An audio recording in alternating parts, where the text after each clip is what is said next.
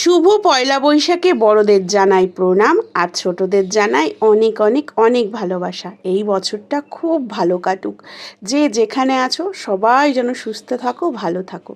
তো চলো, ওদিকে মা ঝরা বেঁধে দিয়েছে। বাঙালিদের তো ঝরা বাঁধতেই হয়, এই পুরো বৈশাখ মাসে ওই ঝরাতেই জল দিতে হয়। আর আমার বড় যাও চলে এসছে, ও 9 দিনের জন্য সন্ন্যাস পালন করেছিল। তারপরে তারকেশ্বরে গিয়ে বাবার মাথায় জল ঢেলে সন্ন্যাস ধর্ম থেকে আবার গৃহী ধর্মে পদার্পণ করলো। বাবা দেখেছো আমি কি সুন্দর আবার শুদ্ধ ভাষায় কথা বলা শিখে গেছি, আসলে বহুদিন পরে ভয়েস দিচ্ছি তো। তো যাই হোক, দিদি আমার জন্য এই বাটিটা নিয়ে এসেছে, আর এই থালাটা দিয়েছে দিদির বোন, মানে হচ্ছে আমাদের, সেও একটা দিদি হয়। যাই হোক, প্রিয়দর্শিনীকে আগেই ওর জেম্মা জামাটা পরিয়ে দিয়েছে, আবার বড়টাও পরবে। আর দেখো বেলা কিন্তু বসে নেই, সে তার নিজের গতিতে চলছে। তো দিদি প্রসাদ দিল, প্রসাদটা রেখে ওদিকে রান্নার দিকে যাব। সকালবেলা অবশ্য তোমাদের দাদার জন্য রান্নাবান্না আমি করেই দিয়েছি, জানোই তো বর আমার বেসরকারি কর্মজীবী, তাকে তো যেতেই হবে। তো চলো, এরা দুই বোন সুন্দর করে খেলা করছে আর খুব মজা করছে। জেম্মা খেলনা নিয়ে এসছে অনেক কিছু।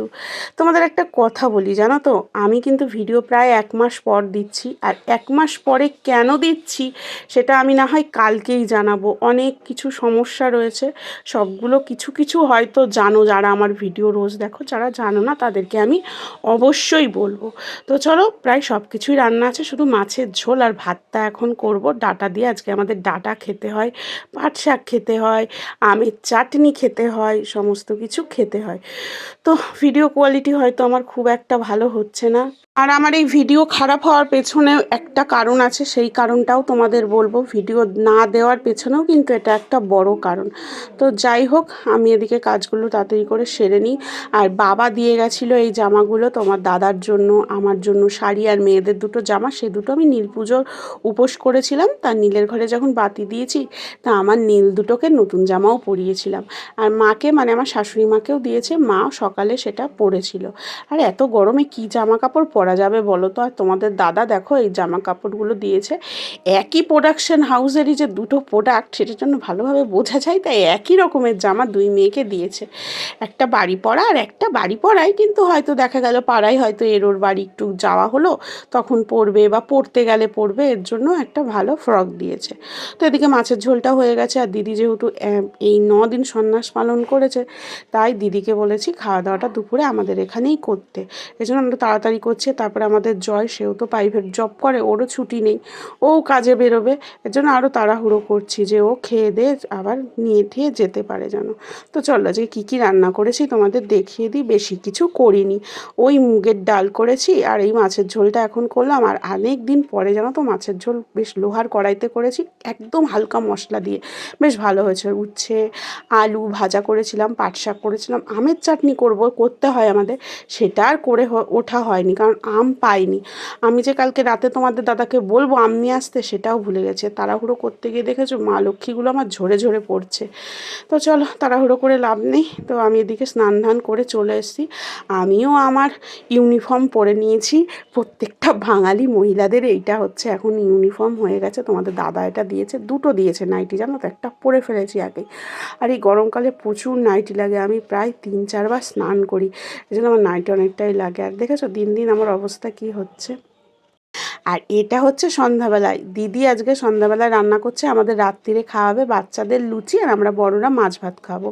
যেহেতু একটা তীর্থ করে এসছে, এর জন্য খাওয়াতে হয়, আমাদের গ্রামের নিয়ম, কি করব বলো। আমরা যেহেতু যেখানে থাকি সেই সমাজের নিয়ম তো আমাদের মানতেই হবে।